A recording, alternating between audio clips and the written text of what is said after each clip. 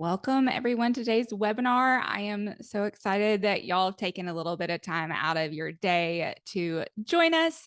I am joined today by Logan Lyles. I'll have him introduce himself in just a minute, but we are going to be talking about how to dominate your social media strategy with Agency Evangelist. I feel like this is something that we can always learn more about. I know that social media and AI and technology in general is always ever evolving. So I feel like you really, as an agency owner, need to make sure that you're continuing to stay on top of trends. So I'm excited to bring this content to you. I will start by introducing myself. My name is Hannah Hood. I am our facilitator today. I am a virtual CFO here at Summit Virtual CFO by Anders. I am also the co-host of the Young CPA Success Show podcast. So I am excited to be able to come and talk to y'all about this and give y'all maybe some background on what I've seen with my agency owners as my clients. A couple of housekeeping items. Please use the question function in the Zoom session. I'm going to be monitoring that throughout the entire webinar. So if you have questions, I will try to stop Logan and get those answers for you in real time. There'll also be a dedicated question and answer session at the very end as well. The replay slides and the email are going to be sent after the event within 2 business days. So you will get those as well. So you'll be able to replay this content back and also share it with somebody if you think that it would be valuable for them. And next, I want to introduce our presenter. Oh, actually, just kidding. I'm going to talk about the, sorry, I totally just breezed right over that. I'm going to talk a little bit about us as a firm, just so that way you know where we're coming from in our background here. We started as a firm as a traditional CPA firm by Jody Grundon and Adam Hale, who you see in the first picture respectively. In 2002, we started offering back office accounting services and the fractional CFO services that a lot of our clients get from us now back in 2004. So we were really pioneers in the industry in this way. We became a fully distributed firm in 2013, again, ahead of that remote working wave. We joined Anders in 2022. We merged with them as a firm. And so now we have both our remote team and a hybrid team that works in St. Louis. And that is what has brought us to evolve into Summit Virtual CFO by Anders. And now I'm going to introduce our presenter, Logan Lyles. I am so excited to have you with us, Logan. And I'd love for you to tell our audience a little bit more about you. Yeah, absolutely. Thank you for the invitation, Hannah. Welcome, everybody. Thank you for joining us today. I'm excited. This is something I could talk for hours and hours, but I will try to hit the best, most impactful, useful highlights for you guys in the next hour or so. Please use that Q&A as the conversation's going, because what I want to do here is not just kind of talk theory. How can you grow your agency with social media and just talk, well, create content, put it out there and try everything. I do have some specific learnings from myself being part of the leadership team of an agency for 4 years. We were in podcast production, hence I show up with the podcast mic and the camera and all that sort of stuff. Such a But great we, setup. I think we can all agree with that. Yes. Thank you. And essentially during that time, our agency drove most new opportunities and new business through what we're going to be talking about today, really an evangelist-led approach to social media, activating the individuals on your team. Within an agency, you're a service-based business. You have so much knowledge and expertise and real-time communication with your clients that in a product company, in a SaaS company, it's not quite the same. So there are some unique challenges to it, but there's a huge opportunity for this sort of motion on social, especially for agencies. So today, my full-time role, I'm evangelism and content marketing at teamwork.com. We have a lot of agencies that use our platform for both project management as well as reporting and financials within their agency to really run everything you need within a client service business like an agency. So for them, I run our podcast where we're talking agency operations, those sorts of things, but I'm also responsible for this sort of motion. How do you activate evangelists? So this is something I have experience with, I've seen success with. Now I'm translating it to a new environment, a new scenario, and hopefully that can give you some learnings to maybe shortcut some ways to growth, especially when it comes to social media and marketing your agency. So Hannah, That's anything I awesome. missed there for context? No, I think that is so great. It makes me just excited to dig in. So can't wait to hear what you got to tell us. All right. Well, let's dive in. As Simon Sinek always says, start with why. So we're going to talk about why is a new approach to social media really needed right now in the first place. Number two, how to spot and overcome three common challenges. Like I said, there's huge upside in taking an evangelist-led approach to social media as an agency, but that doesn't mean it's without challenges. Otherwise, everybody would be doing it. Everybody would be succeeding. So we're going to take the good with the bad and arm you for success. And then we're going to talk about the 5 steps to execute your own evangelism strategy. We're going to get into specific tools and tactics. So again, not talking theory, but we're going to get into actual tactics as we go. So let's talk about why we need a new approach. I heard someone explain it this way the other day, and it made a ton of sense to me. We are going from what we call the how economy to the who economy. And what I mean by that is, how are people searching for information? How are they searching for solutions? Whether they're looking to hire an agency, you're looking to buy a new product like a CRM or whatever they can. You Google, you YouTube, how do I do this? How do I find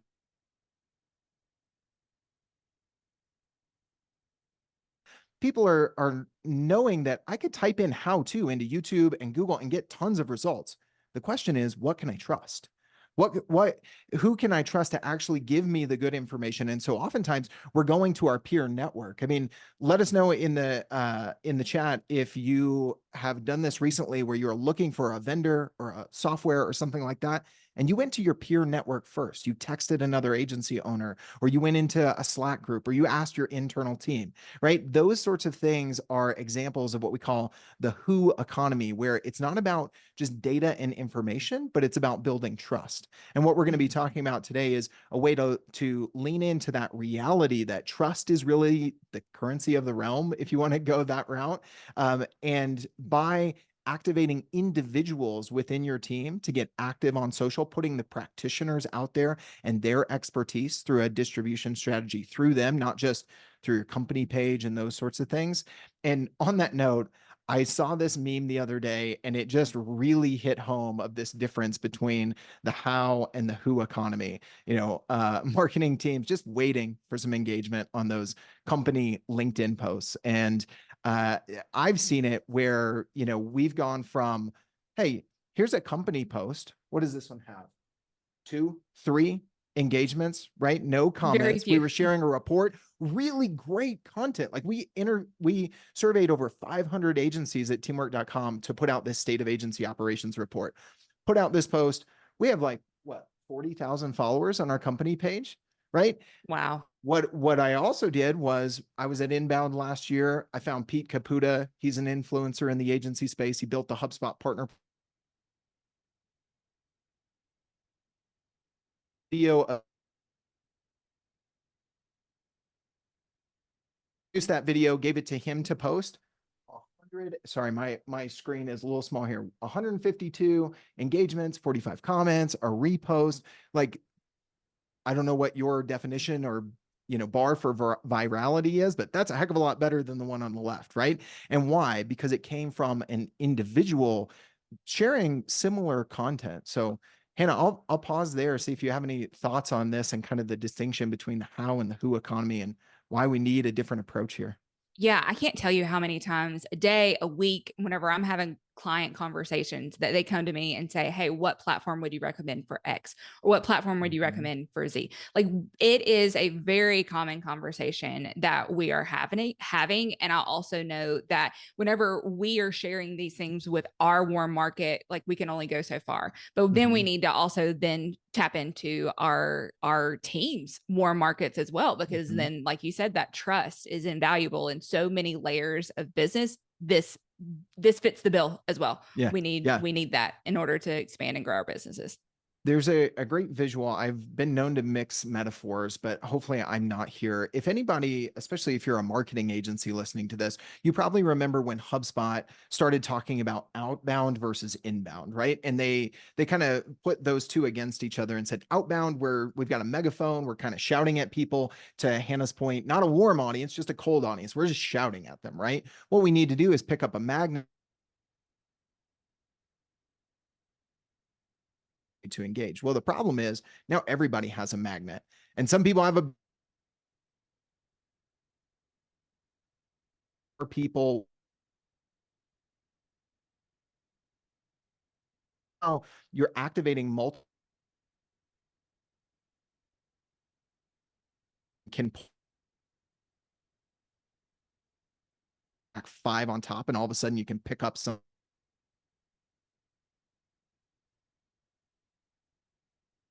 and working together to create, distribute your content on social. So, now, with that being said, let's not skip over the specific challenges. One, marketers ruin everything. I love that phrase. I think we could say that for salespeople and others as well. But I heard that on a podcast the other day, and I was like, okay, how could marketers ruin this? We'll talk about that for a second. Two and three really kind of go hand in hand. To activate your evangelists, to get content going out through who are your evangelists. And we're going to talk about how to identify those people and who they are, both internal and external. um, Two and three really have to happen together. And number one, I would say, if you're thinking about this and you're saying, okay, we need to market our agency, maybe we are doing some stuff on LinkedIn or other social platforms, but it's just going out through the company page. It's not really working. Okay, we're going to market through our evangelists, through the people on our teams and our partners and that sort of stuff. Well, if you just say that word through, then you're treating these evangelists as a channel, right? Just like Mm-hmm. PPC or Google or LinkedIn or YouTube. It's not through, it's with. And you really need to kind of think about how are you going to manage the relationships with the people that you're going to activate to be part of this new social media strategy where you're creating content together and distributing the content together. So really two and three kind of answer number one, right? Because if you're marketing together, then you're not treating them as a channel where you're just marketing through them and saying, hey, everybody, our LinkedIn company page isn't working. We're going to have you, do this and this and this and this and just sign up for it. There's some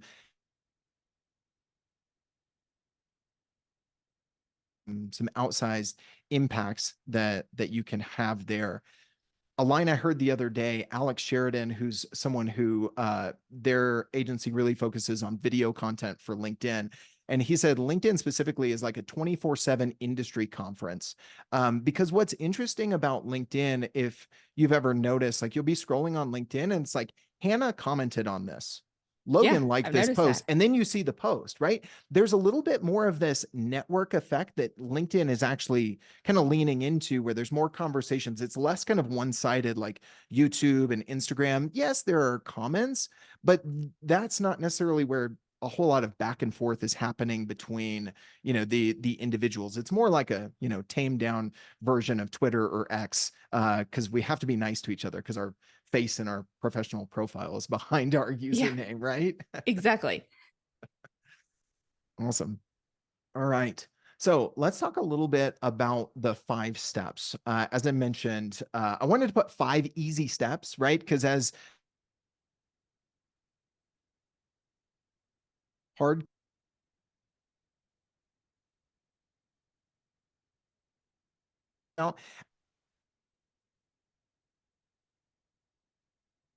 but they're awesome. So let's talk about these 5. We're going to identify the evangelists. We're going to evaluate the fit for our evangelism program. And then we're going to work on activating them. We can't just go straight to saying, hey, here's some content. Can you go distribute it? We need to work together to activate them. Then we're going to distribute content, and we're going to talk about some ways that you can actually track all of this, both qualitatively and quantitatively. Hannah, I just want to pause there. Audio, video, okay at the moment, and any thoughts on what I was just sharing? I think your video may have literally just frozen as you said that, y'all. We were working maybe you're back. There We're we just go. I gotta I love technology, right? Like when you need it to do I something, did it's the never gonna speeds. work, right? Oh, and now it's frozen one more time. No. Hannah, I'll have you kind of tee me up with maybe anything that cut out or anything I could clarify based on that, especially if any of the technical difficulties stood in our way. No, I think we're good. I think we can keep moving forward. Okay, awesome. All right, so let's talk about identifying. And this is really where I look at, okay, we want to go from just pumping out content from our company. And we want to start marketing with, again, not through these evangelists, the individuals, people with a face on LinkedIn or other platforms. LinkedIn is primarily where I've seen success with this strategy, and that's where we're going to focus today. But I mean, just picture that little icon instead of teamwork.com or your agency, they're seeing a face, they're seeing Logan or Hannah, right? But there are really two types. In this model, there are internal evangelists and there are external. So, internal, looking at employees, right? For this same reason we've been talking about. Put another way, people buy from people they know, like, and trust. We tend in marketing to talk about the know, like, and trust, and we skip over that little home the point I think we've shared here. Your executives, especially if you're the agency founder, if you are on the leadership team, you have some industry experience and some connections that maybe your frontline folks don't necessarily have, that are maybe a little bit more junior. So thinking about those as kind of two groups within this internal evangelist group itself. If you have advisors, if you have folks that are signed on to be advisors to your agency, they have domain expertise, they have authority for the same reasons you probably tap them as an advisor, are the same exact reasons that they could be a great evangelist for your agency as well. Now, let's not forget about external and influencers that are creating content. And to me, some people cringe at these words. Some people, have different words: ambassador, influencer, creator. What's the difference, right? In my mind, like, when I look at influencers, those are more folks that they're external to your company, but for some reason they have outsized influence. Like in the example I shared earlier, teamwork.com, we're trying to reach agencies. Pete Caputa has worked with hundreds of agencies in building the HubSpot partner program. He's got some influence there. I wouldn't necessarily call him a content creator, although he has kind of used this model that we're talking about today to become, going back, one of the executives who's an internal evangelist and is, going through this process. But I wouldn't necessarily, kind of a content creator. But creators, influencers might be one bucket. Partners, right? These could be referral partners, right? If you're an agency specializes in website design, but not LinkedIn ads or not YouTube or podcast production, right? Think about the other people who are serving the same audience, whether they're official partners or not. You can often engage them in formal ways or kind of in informal ways. I mean, what we're doing today is kind of an example of this, where Hannah, you guys invited me on to speak on your webinar, official affiliation, but we know that your firm and us at teamwork.com, we're speaking to similar audience, but offering different expertise. So who are those people that you can partner with? And then your customers. And this kind of gets into customer advocacy and those sorts of things, where you can activate those people as well. So Hannah, any questions there before we move on to the second step, which is evaluate? I want to make sure we pause and see if there's maybe anything you would add to this list or examples you'd call out in the identify phase. Yeah, I think the partners is big. I think that that's one that we tap into regularly. I have Mhm. a list of people that I know that are our partners that I regularly recommend to my clients whenever they're looking for any particular platform. I have those. So that's really big for me. And I will say, like, the creators and influencers thing, like, some people may be like, I don't need it. But let me just tell you, I am the most influenced of the influenced. Marketing teams love me. I will click, I will buy, I will do it. It works. I'm just saying, there are people like me in the world that Yeah. will absolutely be influenced by somebody who they know, like, and trust in their network. And it may not even be somebody that's, super close. Like if I saw like a supplement that a celebrity like recommended on TikTok, and you know what? I bought it. So, I mean, this is a very real thing. And I think that it's not one to be overlooked. Yeah, absolutely. And it doesn't have to be, creators and influencers don't have to look like, the huge celebrity, right? Or the Instagram Absolutely. influencer. One thing I noticed this past week, over the last year, LinkedIn rolled out what they call thought leader ads. And this just side, how you can create content with the individuals who become your evangelists and share content organically out through their personal profiles instead of that company page where you're standing looking at your watch like the guy in the meme. But LinkedIn actually rolled out what they call thought leader ads. So let's say at teamwork.com we want to share a launch of our new Google Calendar integration, right? We could post organically.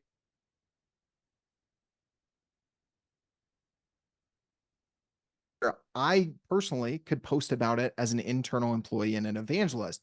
Now, what LinkedIn is allowing companies to do is to say, I want to sponsor that employee's post.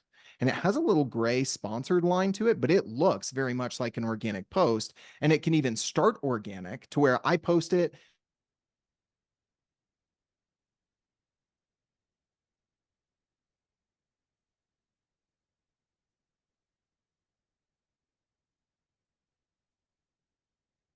Uh-oh. I think Logan's having some more technical Is difficulties. starting to Oh, turn in this direction. Oh, if you did we freeze again there, Hannah? Yeah, you cut Oh out my for a little gosh. bit long, a little bit longer that time. But I really like what you were saying about the sponsorship of those LinkedIn posts. I did not know that you could do that. Like Mm-hmm. that Yep. is really interesting. Yeah. I know here internally, like we had a program where we did that, and it was really cool because our marketing team would also report back to us like, hey, if we had tried to put this content out into LinkedIn, wherever that would have been, this is the Mm-hmm. amount of dollars that we would have spent in order to get the reach that we've gotten Yes. with y'all sharing this content for us. So obviously I'm an accountant. I like the numbers. I like to be able to tie that stuff out. So that was very tangible for me to be Yeah. able to like, that's cool. I was able to make that impact and tie that out. And I feel like that was Mm-hmm. really, really impactful to be able to see how Yeah. it really was making a difference.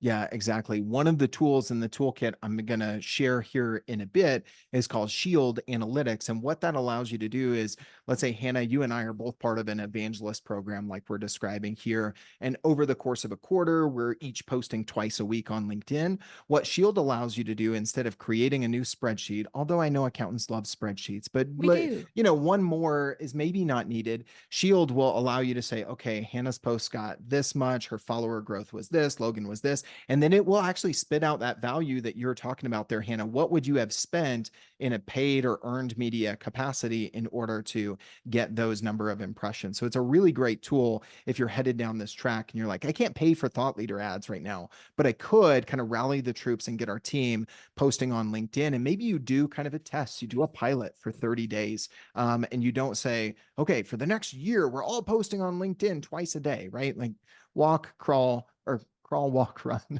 That's right. almost said it backwards. Ready, fire, aim. Almost a little Freudian slip there, but that's okay. Let's move on to evaluating. Any Fraser Crane fans in the audience? One of my favorite kind of 90s sitcoms of all time. When you're evaluating potential evangelists, okay, so you've got what we're talking about here. Okay, I could literally make a list of these 6 different buckets of potential evangelists, 3 internal, 3 external. Now I need to see who's going to be the right fit for this evangelist program. And I came up with this analogy of, or acronym, right? Yeah. Acronym, Mhm. EAR. So that's the I'm listening meme. So E is for expertise, A is for audience, and R is for readiness. And similar to what we were talking about in maybe typical like influencer or affiliate marketing, creator partnerships, we tend to only think about the audience. And so you might be thinking, well, this is great, Logan. People buy from people, people follow people, but all of our team members, we have 500 connections each on LinkedIn, and that's it. Like none of us have 10, 15, 20,000 followers, but that's just one component to it. So expertise, you want to tap the people both internally and externally who have that hands-on expertise in your area that you're serving clients. Good thing for agencies, like we said, you have so many practitioners with real expertise. In my time, I spent 10 years in B2B sales, and I hated the sales trainer who'd come in and it's like, that guy's never carried a bag in 10 years. He's talking about stuff that's so outdated, right? You have people with real current expertise that isn't outdated. Two is audience, right? Especially as you're looking external, you want to say, okay, this person's really smart, but do they have a following? Do they have an email list? Do they have a lot of followers on LinkedIn? And kind of look at these holistically. And then R is readiness. So you actually have to have someone who's ready and willing to collaborate. Hannah, when you guys invited me to speak on this webinar, you made it clear of like, hey, we need you to prepare some slides. Here's what we're going to do. Those sorts of things. If I was just kind of aloof and like, no, I'll show up, but I'm not doing this or I'm not doing that or, this or that, then maybe that isn't the right evangelist for your program. So you need to have all three and think about, putting your ear out there and listening to the market. Because again, this is all about the market that you're serving and the people who are surrounding it. So expertise, audience, and readiness to participate are all three things that you really need. Are there some key ways that you've found in order to get the employees, especially if you're tapping into that as sharing into their network, excited about participating? Like, are there ways that you've seen that work well for agencies to do that? Yeah, I would say one question that comes up for the owners. So I'll answer this and then answer like, then how do they answer it for their employees is, well, what if we invest in all of our people and then they just build a personal brand and they go off and leave us? Well, one, that building the personal brand and establishing their authority and being able to have sharing content and expertise publicly is part of your value prop and how you can sell it to your team, right? As I built a course on creating LinkedIn content for our sales team at teamwork.com, and I spent the whole first video out of the 24 video series talking about why they would even do it, right? And one, I was very honest, like, look, this would be strategic and help the company, right? And that does help you if we're getting more leads, if we're winning more deals, if we're being talked about more on social, your deals are going to close faster, those sorts of things. So sell them on the benefits to them, but don't hide the fact that it is beneficial to the company, right? Sure. But then to answer the owner's question, what if they leave? There was this meme I saw that was like, CFO, sorry for the CFOs and accountants. What if we invest in our people and they leave? CEO, what if we don't and they stay? And Yeah. it's like, okay, well, It's the other we're side of the we're worried coin. about this Yeah. loss, but what about the loss of the potential gain that we could actually have there? And so I would say make it about the why. You can do some things to kind of incentivize or put some gamification around it that we'll talk about here in a bit, but it's got to start with what's in it for them and don't hide Sure. the fact that you're doing it also for what's in it for the company. Does that make sense? Yeah, totally. Love it. All right, let's talk about evaluating just a little bit more. Start small. I would say internal first, because as you figure out how to sell your internal folks on it, work with them, figure out how do you hold people accountable and keep them motivated and those sorts of things, it's a little bit easier to start with the people who already know, like, and trust you than to go to those partners, those influencers. And you can kind of flex that muscle first. And there will be some different ways that maybe you incentivize, compensate external folks versus internal. So just be aware of some of those differences. This line, so in addition to hosting our agency life podcast at teamwork.com, I've hosted a personal podcast for the last year called Nearbound Marketing. And I interviewed a guest by the name of Ryan Musselman, and this line just really stood out to me. Make sure your evangelism program has an official opt-in. And that was a line from this episode we'll have linked here. You can check out the whole thing. But he was saying where a lot of people go wrong in kind of employee advocacy, which I would say is kind of the old way, where you just create some content and then you go ask everybody, can you share this?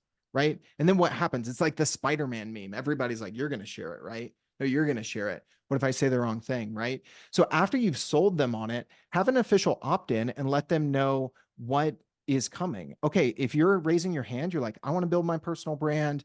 I think this is going to be great for the company. I'm happy to contribute. Maybe I have some expertise in writing, or over here, I design a little bit. I could create some graphics. I can do some video, that sort of stuff. Make sure that there is a distinction between like before and after. Like, you're opted in for this. This is what you're signed up for. And this is how we're going to support you.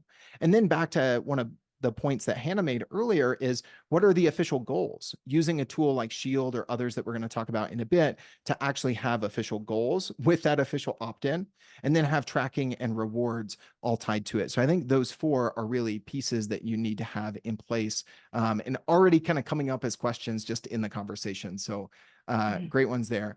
I would say internally, don't just rely on asynchronous communication. That's where employee advocacy programs tend to go to die. Provide some training. And then, really, I want to give you a few examples of how you can activate with 3 key plays. Now, there are other ways to do this, obviously, but one, if your agency already has a podcast or a webinar series, like this one, or like we have at Agency Life at teamwork.com, think about how could we create content out of that that's already been created, and then hand that to our people in order to share. That isn't just like, can you post about this new thing we're doing? Can you just post something, right? Mhm. Then you're actually like, some of the tools we're going to talk about in a second, or you can do this a little bit more manually with some tools, clipping out short form videos from interviews that your team is doing. Even if the individuals on your team aren't contributing to creating that content, that podcast episode, that webinar, you're giving them a 30-second short form video and saying, hey, here's this. Here's 3 prompts on how you could write your own copy to go with it. Again, back to that training and opt-in that we mentioned earlier.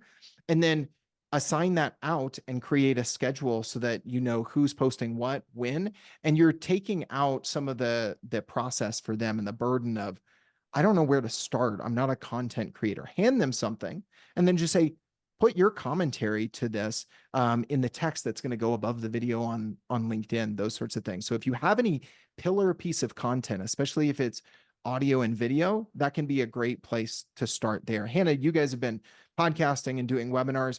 Curious if this first play has kind of come into your own motions for you guys. Yeah, absolutely. That's one thing that whenever, just me personally, like whenever I'm sharing Mhm. things on LinkedIn, like I may repost it, but I may like put a caption that is sounds like my voice on there, Mhm. for my audience. That way it's not just a reshare or Mhm. whatever that is. But I would say too, like, how do you feel like the content that maybe you've got somebody on your team who's willing to share the content, but they're like, I am not great at writing, like I am not good at coming up with captions. Like if you could just Mhm. like, template that out for me, give it to me, I'll post it for you. Like, do Mhm. you feel like that's effective as well? Yeah, it definitely can be. I mean, there are a lot of big LinkedIn influencers who have ghostwriters that are writing Mhm. for them, right? And this is where I've actually used our own platform at teamwork.com. As I mentioned, a big part of it is project and task management. So I created an evangelism project, right? And I have a task list for Logan, I have a task list for Hannah, and Hannah's like, count me in, but I don't know how to write, like, but I'm cool with someone ghostwriting for me, right? Yeah. And you could create a task. You put the asset that's going to go there attached to the task in teamwork.com, subtle plug there, or whatever project management platform, right? And you put the copy and you just say, hey, can you go in, copy, paste this, attach the video and insert it into the post and hit post. And actually, that's a good call out because you were mentioning, Hannah, hitting repost or reshare. Mhm. That repost button, especially on LinkedIn, it does help the original post, but typically the repost itself is not going to get a ton of views. Right. So it kind Yeah, of I've triggers definitely the noticed. algorithm, but it doesn't actually help get out to more of that warm audience of that individual who's reposting. So I would say Mhm. here, really what you want to do, and if you can kind of make it as easy as possible, like in this example I'm sharing, in creating a task, giving them the copy, giving them the asset, assigning the due date, and saying, hey, you're going to post this on Tuesday. All we need you to do is go in and copy the content, post it with the video and hit post. The company post went out on Thursday, and maybe you hit repost on that and you hit like and you left a comment. But then on Tuesday, we're going to share it again natively. And that's where a lot of teams are missing the juice for the squeeze. They're not getting enough juice for the squeeze. Because you're an agency, you care about utilization rates, you care about billable hours, those sorts of things, and you're like, man, I can't cut into my utilization anymore by having billable client folks doing LinkedIn. You can streamline a lot of this in the ways that we're talking about here. Awesome. Do you feel also like multiple people sharing the exact same content, does that trigger anything with the algorithm at all? Like if you've got like 20 people in your organization like sharing the Mm-hmm. exact same post, the exact same words, like Yeah. on their LinkedIn, is that a trigger by any chance? Yeah, I don't have any hard data on this. I was actually part of kind of a LinkedIn takeover a week or two ago where I was a guest on a podcast. And this was from a company called Sales Intel. And they basically like did this with all the podcast guests. And they gave us copy and they gave us a graphic and they said, we're going to, you know, paint LinkedIn, whatever color, their brand color, this Tuesday, everybody post. The graphics were different and they kind of had some standard copy and some people used it, some people didn't. um I saw their impressions and it worked phenomenally well. I don't Oh, know, good. A B test, like Sure. I do think that a little bit of iteration can work, and that's maybe where, you can have a post, you can send that to Chat GPT and say, alter this a little bit, right? Hmm. And give me two more variations on this. And now you load those up into the tasks that you're giving to your people. Oh, that's a And good so idea. that's why I think a lot of people are looking at AI to just like do everything. But it's like, what if I human generate something and then I just ask AI to iterate on it a little bit? Those sorts of things. If you are seeing kind of a dip in reach, might be a way around it. Yeah, I love that. It's a great idea.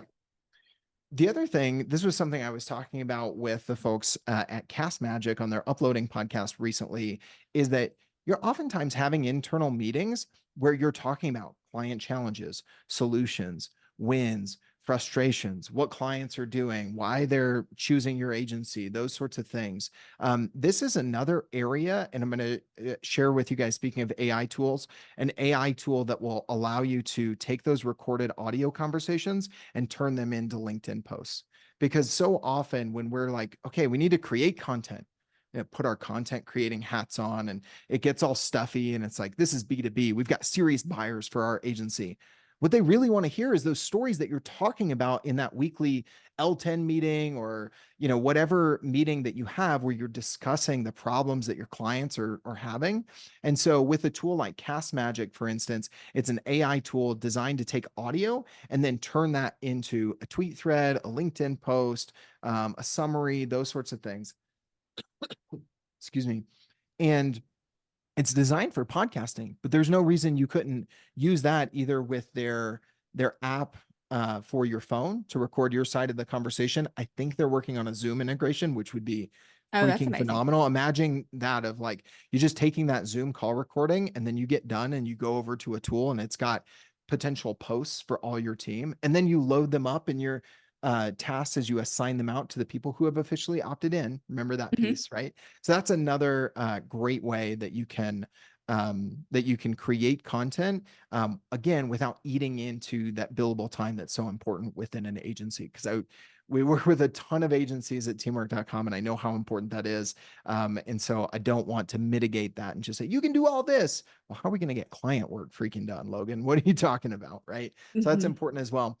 The other piece is reaction videos. So let's say that you have created some new content from the agency. Maybe it's a new demo reel, or maybe it's a research report that you've put together or something like that.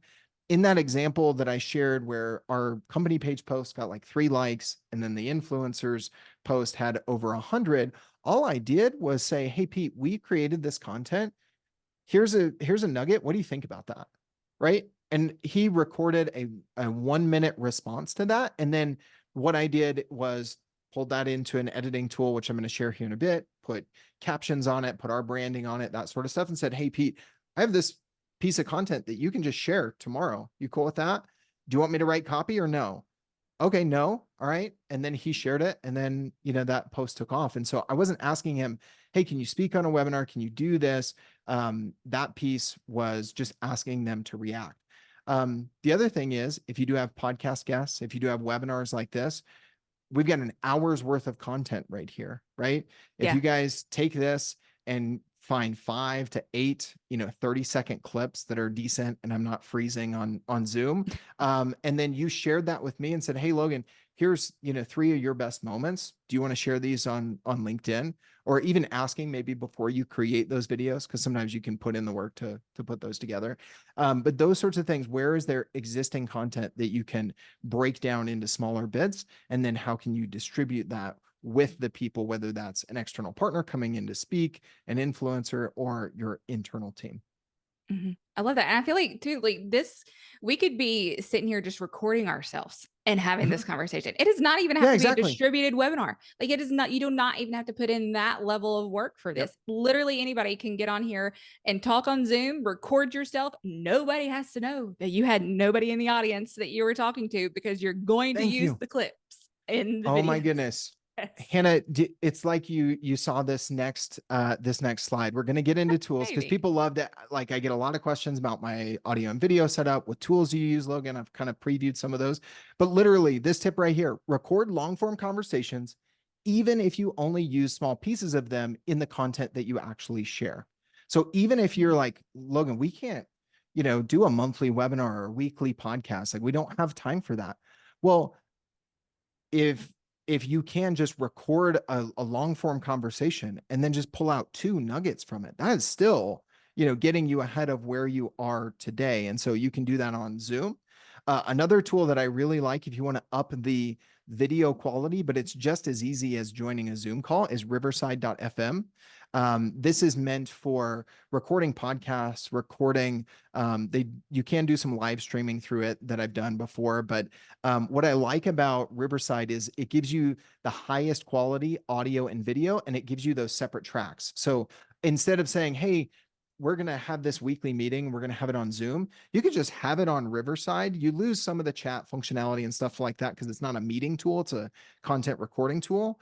But if there's a great moment where Hannah just drops some bomb and we're like, that will be a great clip for LinkedIn, but I happen to be like, yeah, and like talking over you, it makes it hard to cut out that clip, right? Riverside gives you separate tracks. So it records just the audio and video of Hannah and then the audio and video of me, so that even if it's coming from this like back and forth conversation, you can just pull out that golden nugget from one person and then turn that into a great little clip for LinkedIn. That's so handy. I love that. The next one I'll call out is Cast Magic. This is the one that I mentioned earlier where you can give it an audio file, either recorded via Zoom, recorded with your phone. Let's say you recorded it in Riverside. You can upload audio or video file. And what I love about Cast Magic is if you've used ChatGPT at all, it's like you've got to give it a prompt for everything. It's like, take this transcript Mhm. and give me this, right? What Cast Magic does is say, take this, take this audio or video file, it'll transcribe it for you. And then it has built-in custom prompts to like do a tweet thread, do an email newsletter out of this, do a LinkedIn post. And you can even add your own custom prompts to say like, write a list post like this one and give it an example, and it'll use your tone of voice to match that. So Cast Magic can be huge. Opus Clip, if you're looking for kind of the lightest, like quickest way to do this, start recording some of your internal calls like Hannah and I were just saying, feed them into Opus Clip. It will identify those 30 to 45-second pieces. It'll switch between who was talking. It'll put the subtitles on there. It'll optimize it in 9:16 for vertical video for LinkedIn and YouTube and TikTok and everything else. And then you can just take that and then post it, right? And again, don't just use it once, have multiple people post it, over the course of a week or something like that.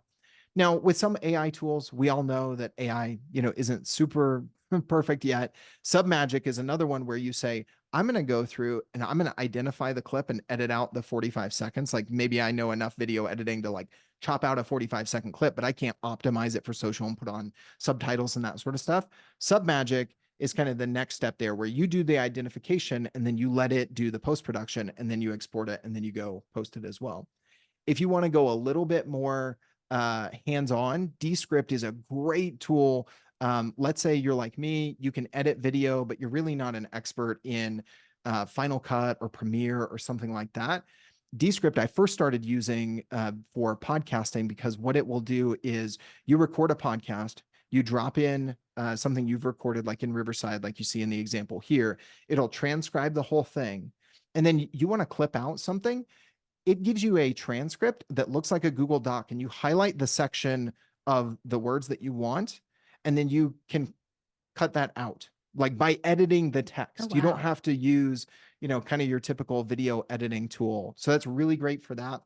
Video Ask is one that if you're getting reactions to different things, Video Ask is owned by Typeform. So some of us has probably used Typeform, just like Google Form or, what's the other one? SurveyMonkey.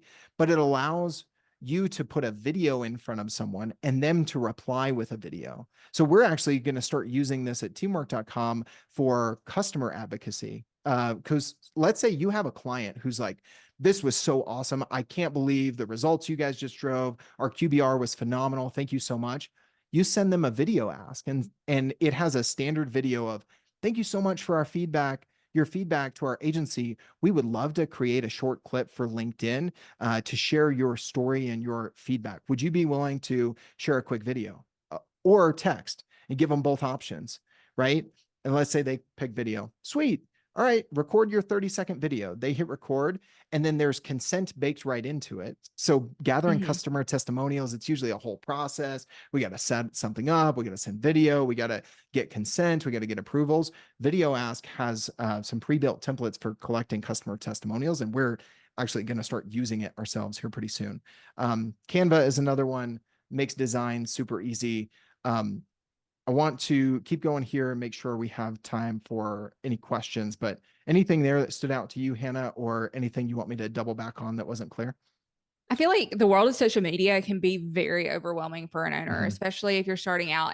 And also agency owners specifically because they live in a billable hour environment Mm-hmm. seem to like time is money and like that is Mm-hmm. very Yep. tangible for them. So any tools that potentially cut down on Yep. that time, like make it easy and more simple, even to recommend if you have somebody internally who does marketing for you, like let's cut down on their time, like let's give them Mm-hmm. more time to be more Yep. productive. Like these are phenomenal tools to be able to contribute to Mm-hmm. being more efficient in your Yeah. business.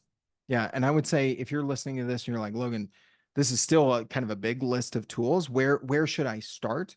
Start with recording your calls on Zoom, right? Don't worry about adding another one. Riverside would up the quality, but keep it simple with Zoom. Feed that into Cast Magic and Opus Clip, and you're going to get text content out of Cast Magic. You're going to get video content out of Opus Clip.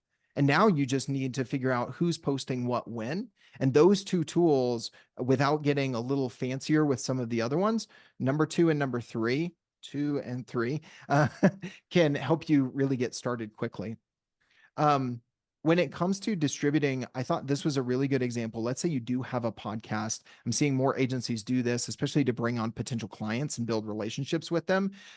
Before you go creating a bunch of additional content out of the episode, ask them like, hey, would you be willing to share your episode? And Joseph Lewin from Proofpoint Marketing, an agency that's doing this sort of stuff really well, they ask their guests like, hey, are you going to be willing to share about your episode? Because people don't want to, right? Ask them Mhm. up front before you actually go and create more content for them to share. It goes back to the kind of that asking about the readiness and evaluating for that before you kind of go all in with someone as an evangelist.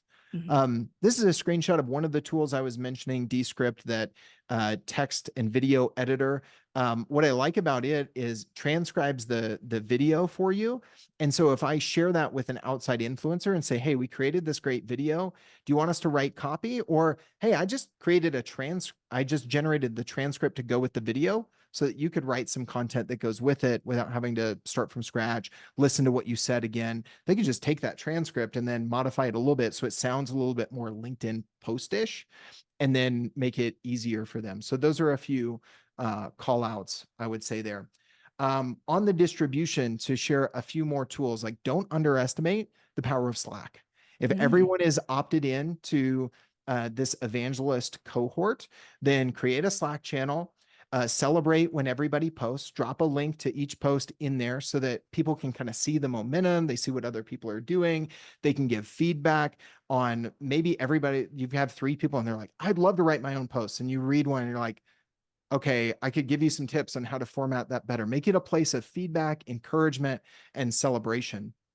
Um, Authored Up is a great tool when it comes to allowing people to kind of schedule out posts on LinkedIn. So I love that one.